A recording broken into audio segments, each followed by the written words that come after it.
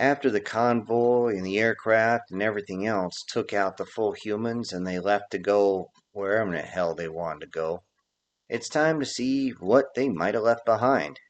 We're not expecting much at all as we begin to survey the area, flying in, landing on buildings, although first we need to map the area out. Thankfully, we already had something to work with, but it had to be adjusted due to several things that were, well, no longer standing, to say the least. Thankfully, plenty of buildings are still standing. It's a fairly large post. Most of the items like desks, chairs, couches, beds, along with all the fixtures, were actually still intact. This surprised the hell out of all of us as we figured they would actually have ripped everything out of the walls, melted it down to make something else. But then again, they did have the ability to get their power on every once in a while, which means you better have everything intact or either A, it's not going to work, or B, you're going to burn something down. Neither of them is good. On top of that, the infrastructure was still mostly intact. There were spots we weren't going to be able to use because one of the grubs slammed down so hard that even the sewer lines crunched. Most of the roads, bridges, and again, most of the sewers were still intact, which was great. Anything the grubs didn't crush is still there, and we were so happy about that. Turns out they were on the far side over by the parade field, which means they were away from most things. One of the training battalions is now just a pile of garbage, which is unfortunate. It was one of the newer ones. The only things actually missing were all the items like towels, sheets, pillows, but honestly, we can replace them so easily within a year, it's not even worth worrying about. The official buildings, well, most of the nipper and sipper cables are just gone, along with the computers. Not that we could use them, but I just wondered why they held on to those. I mean, I know the sipper net's a secure network, but still, without constant power, what's the frickin' point? It was strange. It was all basic and tedious, going through and surveying everything, and then going building to building, the inventory, being meticulous, writing down what building, what room, what level, all this. And yet, as you did, we found some jewels that we were not expecting. Some of the 10K and 70K generators had been left behind. We didn't know why, and then we realized it was most likely due to the fact that, especially the 70K, are just too damn heavy. And without a trailer to carry them around, yeah, you're not picking those up. We also checked the motor pools and found a few tracked vehicles that had been left behind. Though when you thought about it, this was really something that made sense.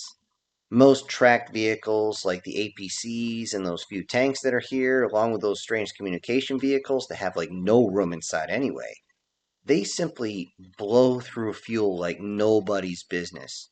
In fact, the tank just to start it up is like 8 or 10 gallons of fuel just to spin up that damn turbine. That's fuel we don't have to waste. Unfortunately, when we went to check them, all the tanks were completely empty. Doubt they drained the lines, but with nothing in the tanks, what's the point? The best vehicle left behind for us was an actual shock. There were a bunch of 5-ton and deuce-and-a-half trucks still there.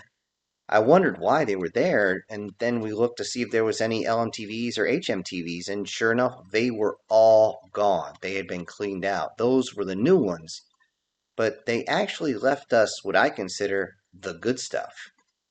Even with most of the trailers gone, this is actually beyond our expectations because most people don't realize this, but those engines are mil-spec. Mil-spec engines can run on everything from whiskey to waste oil. It is absolutely incredible. And with so many hogs making a comeback in population, getting fuel is not as much of an issue anymore. Still an issue, and it's going to take a while. But rendering fat, well, once we get the oil out of it, we can use the rest for something else. As we searched around, we all laughed our butts off and realized the coffee place had been cleaned out for a long, long time. It seemed like the place was just used as some sort of hangout as there was trash everywhere. Along with that, the fast food places, once again cleaned out. We did make the mistake of opening the freezer and, whoa, almost as bad as ripping open a bug's gut. Oh, whew, geez. Ugh, never gonna open that thing again. It's still up my nose. Ah. As we looked around, we saw the commissary and thought, hey, it's still standing. Maybe there's something still in it. We chuckled at the idea, and when we went inside, we realized the place was very, very empty. There was nothing left. After looking over this area, we moved on to the next zone, and we found an area that might help us out a lot, actually, and that's the ranges. These are large and flat areas that have just basically been overgrown. Just one of these is easily 10 plus acres squared, and we had some idea. It's time to expand. We can use this. It's maybe gone to seed now, but it's not going to take a lot to get the cattle up here and let them graze through here. We just got to get a fence up first. With that, we can triple the amount of cattle we can hold on to. This is such awesome. It took us several weeks to create one large map to show the entire area. We had to basically paint it on a wall so that everybody could see what was where and what we could do. We had compiled everything that we needed, and it will be easy to spread out and extend from the farm and the compounds and the village center all the way up into the post. But there was one bit of an issue, and that was our population. Our population was just not large enough to hold these areas with a bunch of people. And it came down to the fact that once we asked around, we realized that only about 30 of us would actually be willing to go. And this was shit. 30 for an entire post that size? There's no way they'd be able to hold it. There's some sort of attack. Eventually, that original 30, though, whittled down to a group of 14 that decided to stay on the post and simply keep watch. They went to the highest point they could that still had infrastructure, and they would simply watch out and make sure nobody tried to move in. They also made sure that they kept a claim on the area, and I was not one of them that was moving in. There was no way I was leaving my girls on the farm, and they didn't want to move. They would have to move everything too. Not to mention, I still had to circle everything. And now we had much more areas. In particular, that was because we had to explore. It's time to reach out and see what's actually out there. We had all this information from the general that he dropped off, so we needed to find whoever the hell was out there and find out what's going on. We set up a grid pattern that we flyers would patrol, one section at a time. We would go out in different times of the day to see if anything happened, mark everything down, and compare notes after a couple of days. Unfortunately, with us doing the survey, it's going to leave us a little bit more vulnerable as we simply spread out and can't see all sections at the same time. It'd be nice if the young ones could actually fly, but unfortunately, they're not there yet. It might take another season or two before that happens. Unfortunately, everyone's going to have to step up their own security, and everyone accepted the risk and remained armed at all times just in case.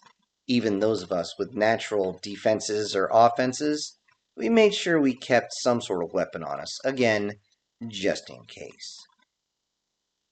While on patrol, about 3 months after that point, a call comes over the radio. Contact in Sector 7G. It only took a moment for me to line up my bearings and realize where that was in comparison to where I was. Once I got everything lined up, I banked hard and headed over towards him. My son was there doing slow laps as he waited for the rest of us to join. Unfortunately, I was one of the last ones to get there. I asked him to point out what was going on, and what has he seen? He simply puts his knife hand out and points, along with others, and I look down in the area they're pointing at. I have to squint a little bit to see what's going on, as we're pretty high up and they're also pretty far out. But once I got locked on, I could see what it was. It was a group of piggies with two bears that I could see and a mix of smaller, I don't know. They were heading towards the post, right on the highway. What the hell? They had clearly seen us, as we could see them waving their weapons and pointing, but they didn't even run. Instead, they just kept going. This group was actually pulling wagons along the road, old school looking wagons, taking turns actually pulling these wagons. And as we drifted closer and closer, we could see that there was a mixture of older and newer types of horse drawn wagons that they were pulling, all of which had definitely seen better days. At first, the plan was once we got overhead, I was going to fly down and introduce myself. But as we got closer, one of the females screamed out. I turned to her, asked what the hell's going on, and she told me to look way towards the back. In the back of that small convoy, I suddenly saw one of the piggies as he was behind the wagon from where we were. I had to move myself off to the side to see a little closer, and when I did, I saw that this piggy, he was carrying a heavy machine gun with ammo hanging out. I thought to myself, well, that's probably just a starter belt, but look, 50 rounds is 50 rounds of 7.62. I don't feel like getting hit by that, especially since I'm not wearing armor right now.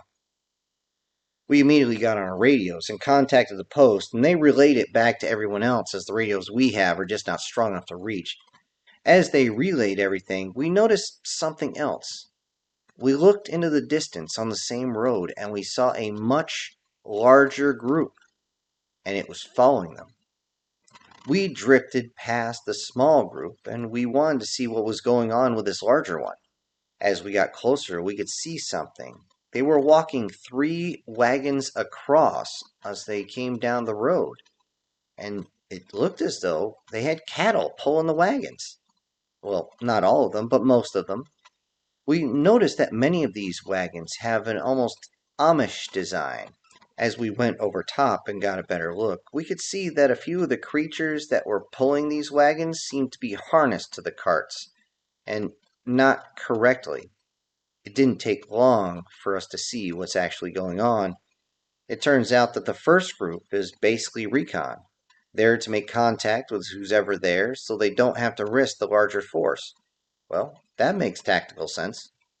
From what we see, they're not bringing any vehicles, but that doesn't mean they're limited in weaponry, especially since they have these wagons.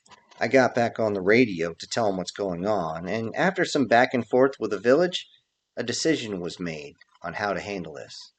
I would land on the road with one of the female flyers, which of course I did, and we would wait for them to approach us.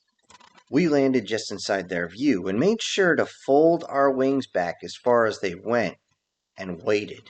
We didn't want to look super imposing, although seriously, I'm sure I'm going to make a few of them just a tad nervous. I chose this area in particular as it has escape routes on both sides of the road, a couple of gullies right there.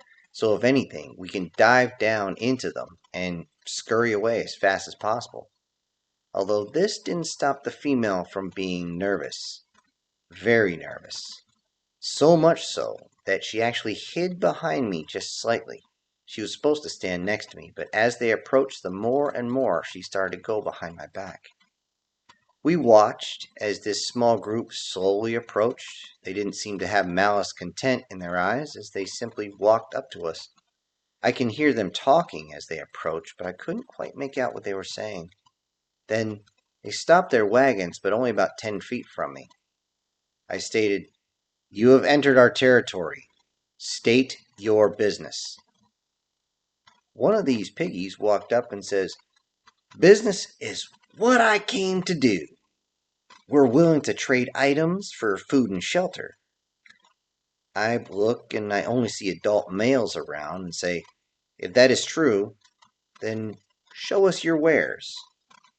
I don't move much. I just go off to the side as I see the piggy reaching into his wagon and he pulls out a rifle. Me and the female both flinch a little bit as he begins to give his speech.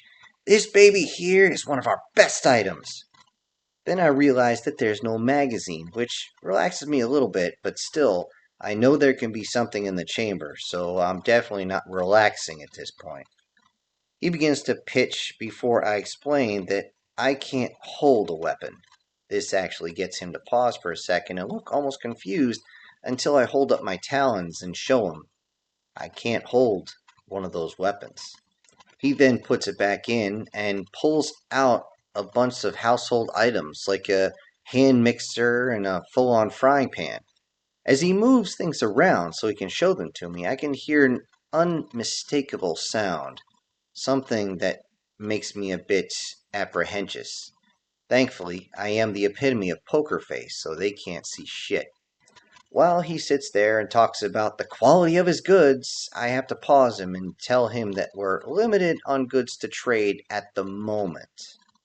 The piggy grins and says, "All things can be traded." As he says that, he looks directly at the female. She flinches at the idea of what he's saying and she moves behind me even more. Realizing this, I move one of my wings out to cover her just a little bit.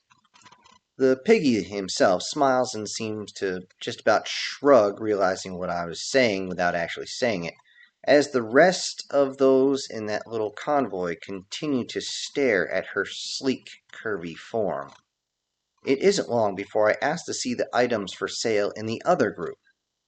He simply states, "Those items are for those with deep pockets." I retort with, "You will not know if my pockets are deep enough unless I can assess the goods." He looks at me and realizes that I'm willing to barter, but hesitantly, he closes the trunk of the wagon and tells me to follow him. The female, before I even step forward, begins gripping my arm so tight I thought she was going to start drawing blood. With that, I push her back a little bit with my tail, as in back away from me, as I turn and whisper, "Take flight." She looks up at me, basically to confirm what I said, and I simply gave her a nod. With that, she ran off in the other direction, and being as light as she is, she can actually, from a full run, jump up, spread her wings, and take off. Though flapping her wings is, well, I don't want to say painful, but let's just say since we usually glide, flapping the wings can be, well, it'll wear your muscles out really, really fast. Her quick departure made the others a bit concerned as I simply just stood there. I saw what they were looking at, and I simply said, "Your compatriots made her nervous. Now, shall we go?" By this point, the large group of wagons was fairly close, and they stopped as we walked right up to them. I can actually feel the tension from the others as I walk through. I keep my wings folded as much as I can and lower my head just a little bit in order to keep tensions down. The piggy continues his pitches as he goes from one wagon to another. He says how good the items are, yada yada yada. Then he mentions how they need to keep looking around for new shelter and keep going as bugs keep showing up and they don't want to face them. Even mentioning how an entire valley was still smoldering with dead wasps. Before I even mentioned anything, he said, "Yeah, and that brings scavengers. We don't want scavengers. It's bad. We won't want scavengers taking what we have, especially with products this good." With that, he began to show me each of the wagon's contents. Aside from a few farming implements that really caught my eye, nothing caught my eye at all, nothing except the humans and not so humans in chains in the back. The chains that I had heard moving around in the first wagon as he had pulled out that rifle and the frying pan and whatnot. It's a good thing I can't emote right now, or they would have seen the shock on my face along with rage. He continued to show me his wares, and by my count, every weapon carried 3 to 7 chained up personnel apiece. Some of them just seemed to be packed on both sides, other ones were full of goods and then maybe had one or two. Regardless, sticking my nose up to the edge of these wagons was difficult, as the smell of unwashed personnel was intermixed with a whole bunch of wretched feces and urine and something else. Still, there was one smell that just stuck out: blood. A lot of blood. Different types of blood, too. I've actually gotten to the point where I can tell your blood type just by giving it a quick sniff. After hearing everything, I tell the piggy that it looks like we can actually do business. And he simply grinned, those tusks getting very high on his face. I tell him that there are items here that are of great interest to my group. And then I ask him for time to contact everyone. It's going to take some time. However, if he's willing to hold out for a couple of days, about 4, then yeah, we should be good to do all sorts of business, and you'll leave here with exactly what you want. With that, I listed off that we grow a lot of vegetables. We also have a lot of cattle, which means meat.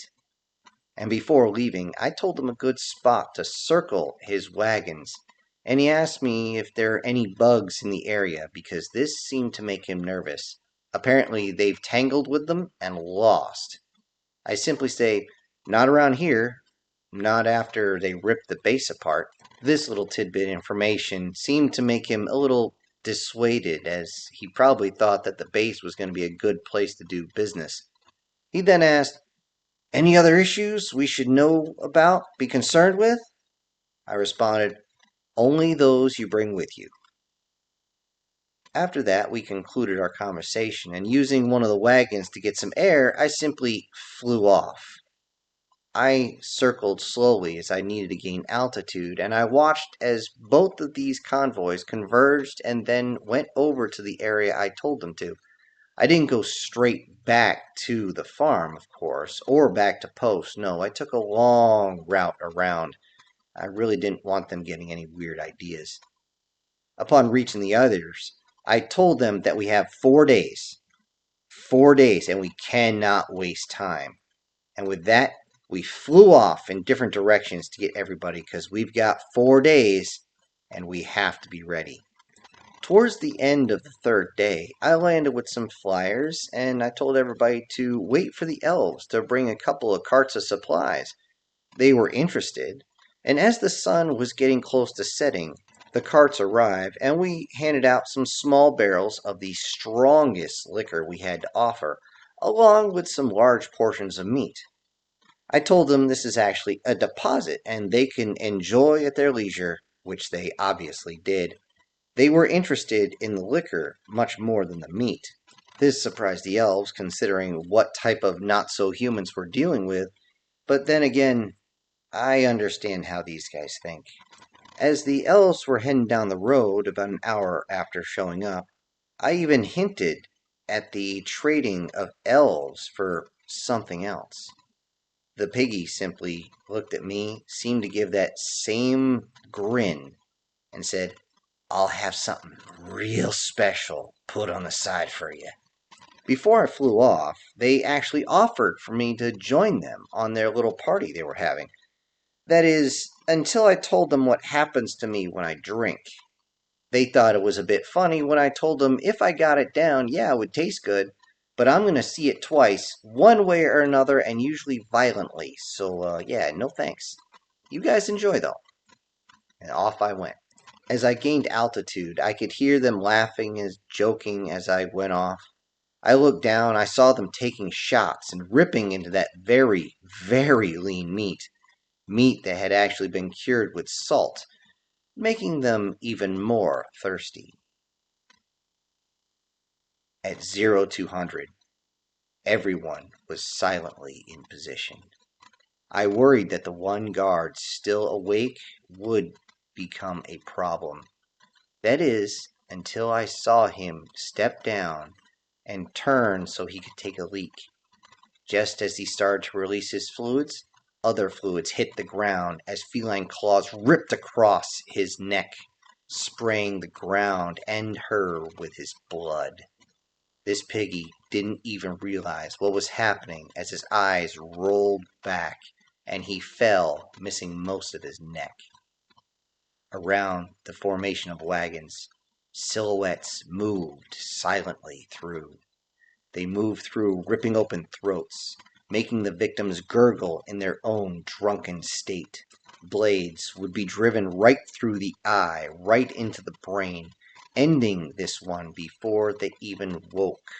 Others being picked up and carefully wrapped up in webs and completely cocooned, and then placed down as they're still asleep.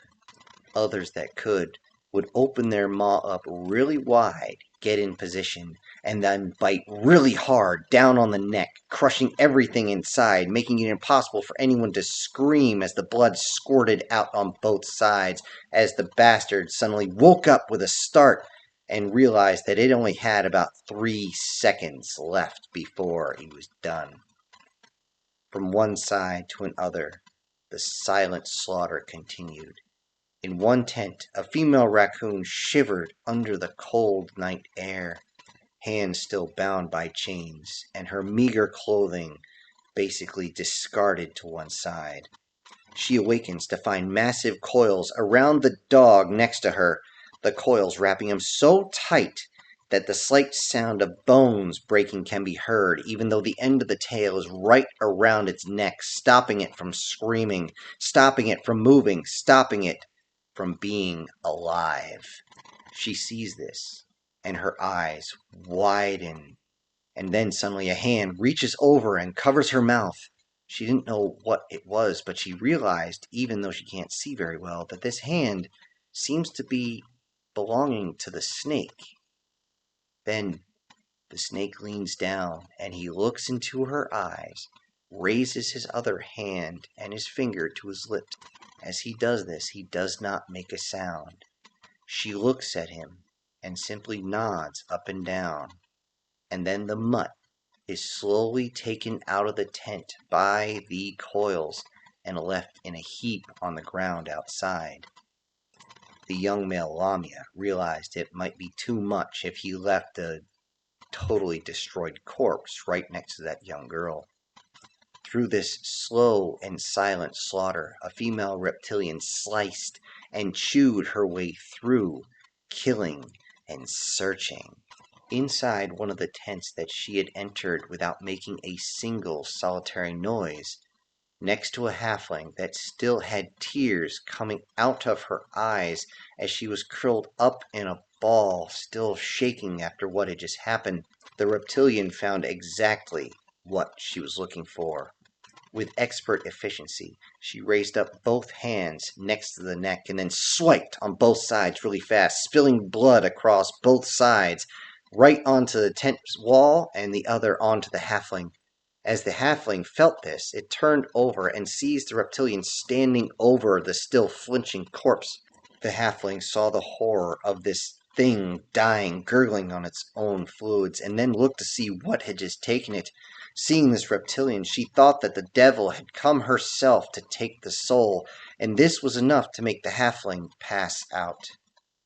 The area was checked over and over and over again. Sometimes those taking out this convoy would bump into each other, simply by accident, of course making the only noise you would hear. I made it a point to check everything myself, and didn't give the all-clear signal until the morning light had begun. With the morning sun raising up, those in chains came out of the wagons, came out of their tents to see what was going on, and saw something they thought would be impossible. Huge army trucks rolled up right next to the wagons with their engines humming, and this seemed to scare a few of them because some of them had never heard diesels before. Creatures they had never seen arrived with keys to each of them one by one, unlocking the cuffs and the shackles, dropping them on the ground with very satisfying thump. All former prisoners, both human and not so much, are loaded onto the trucks. When they reach the trucks, they're surprised that any of those who need it are actually given hasty medical aid. When they get onto the trucks, they realize there's fresh water for them, thick blankets to roll up in, and even a small snack for them to settle their stomachs. Once everyone was loaded, the camp is checked again to make sure that they got everybody. And realizing this, I simply turned and yelled, "We'll handle cleanup, okay? Keep your radios close, and we'll see you on the other side." With that, our human friends started up their trucks and took off, not wasting any time. They didn't want to be out here anyway, as the smell of blood was strong enough that even humans could smell it. The destination for these trucks? The newly refurnished barracks, where the rest of the medical equipment is waiting to treat all those who need it, as well as they're having a full meal waiting, hot showers, new clothes, and above all else, soft beds. I seriously wanted to smile, imagining the tears of joy on their faces, realizing that they're not in bondage anymore and they won't be treated that way. Yet, unfortunately, a few of them, I don't think it mattered. I did notice that a few of the humans are dolls now. That pissed me off even more, and I was so glad I did what I had already done. I immediately turned to the group, and I really didn't even have to tell them, to simply clean up what they can, the rest will dispose of, and they simply went to work. Many of them already had a meal picked out, and for the next hour or two, we absolutely gorged ourselves. However, we were this time a bit picky, as the hunger had not totally taken us. And we do realize the implication of the hunger and the sleep that comes after it. And it was clear that nobody wanted to taste the pork for that reason and that reason alone.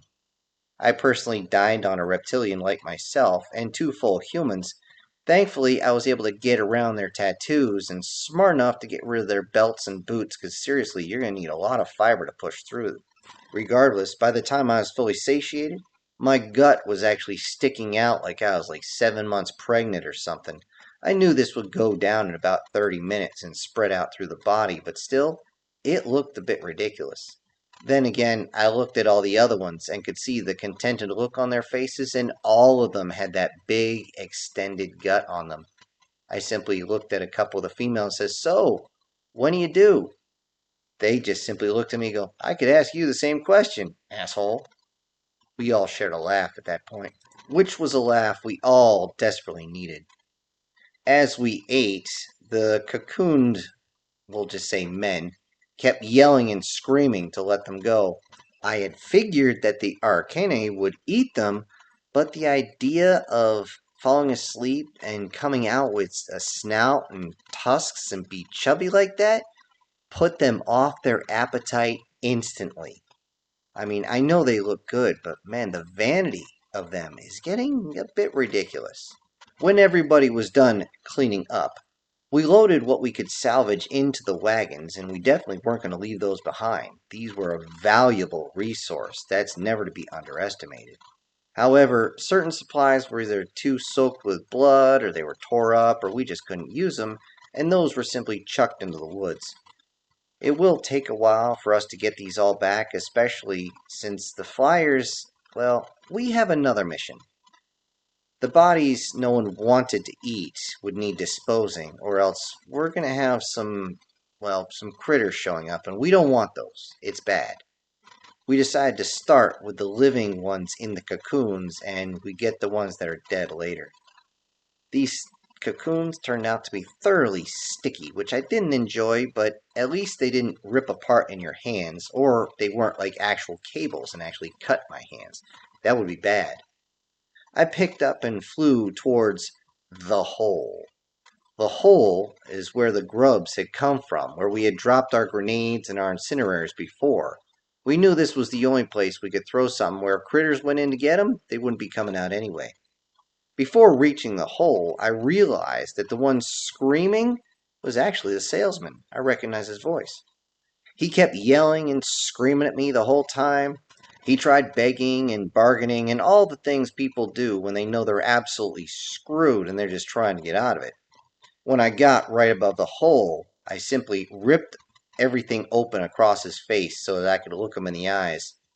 And I simply told him, "If you do business with lives, you should have been prepared because you gave everything away."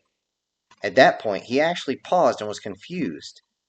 I then told him, "Nobody gets a convoy that size without stealing from those you just did business with. That's obvious." He then yelled and tried to barter, even his own body. He offered to be put in bondage himself. I simply held him out a little bit, getting ready to drop, and said, "You should have remembered your old science fiction. If you had, you would know there are some deals that come with too high a price." Before he could even contemplate or even answer, I simply dropped him and simply waved at him like this. And down he went into the hole. I didn't even hear when he splatted, as I had already banked away. We got a lot of bodies to throw in here, and I don't have time to waste. Disposing of everybody ended up taking most of the day, mostly in transit. The trucks actually did come back against everyone's orders, and they decided to hook up the wagons like a train. Then they simply went at about first or second gear and brought them back, trying not to break anything. I would have protested more about them burning fuel, but unfortunately, the sleep. The sleep was coming. Many of us had already passed out, and I actually had to heft the male Lamia into the truck as he was barely awake. He passed out the moment his scales hit that cold steel. I told everybody to get him back because if he gets too cold, that's bad. They understood, and they simply slid a blanket under whatever parts they could lift. Our human friends, as well as the elves and halflings, they didn't partake in the hunger, so they would be able to drive and take care of other things. They told me to rest, but I fought it as long as I could because there was so much work to do. This was a huge score for us. I ended up, unfortunately, just about falling over, and then I climbed into the back of the wagon. Unfortunately, I was so tired I didn't have time to clean it out, and I was kind of grossed out at the wet, fresh blood that was all over. I couldn't even tell what species it was, and I really didn't care at that point. Unfortunately, I couldn't stay awake any longer. I fell asleep thinking, I wonder what I'll wake up into. Ugh. Hello, everybody. This is Syntax. Thank you so much for joining me on Chapter 36 of They Call Us Monsters. Before I leave, I need to send out some special thank yous to some of my supporters, and those will be MTF Guard, Erica Gem, Guardian Sage, SS Demon, Brian Kemp, Sir, Chris Dixon, and Cause Lynn. Thank you all so much for supporting the channel. Everybody else, I will see you on the next one. This is Syntext, ejecting.